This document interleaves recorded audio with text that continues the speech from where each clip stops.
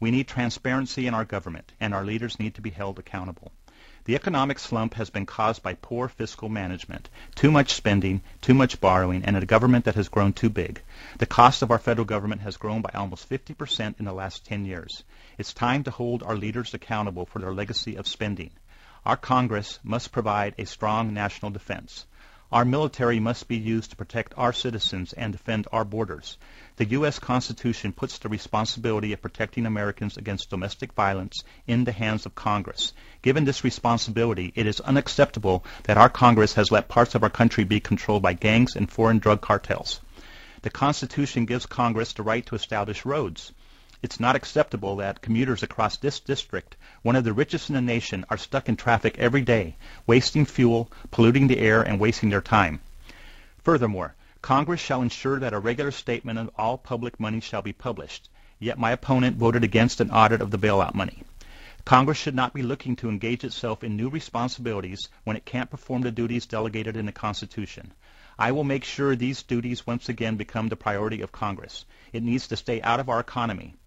My opponent voted to renew the Patriot Act. I will vote to repeal it. This act is an affront to our individual liberties. Our founding fathers fought and died for them.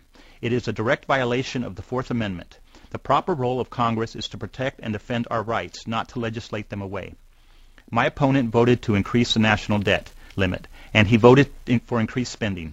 My opponent voted against withdrawing troops from Afghanistan, and then he voted against funding the war.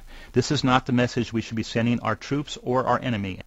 I will promote and defend the principles of individual liberty, constitutional government, and sound fiscal policy. I will oppose all federal meddling in states' rights issues, and will support the principles of self-government and local control. National security begins at home with an educated population, a balanced budget, and a productive economy. The choice is simple.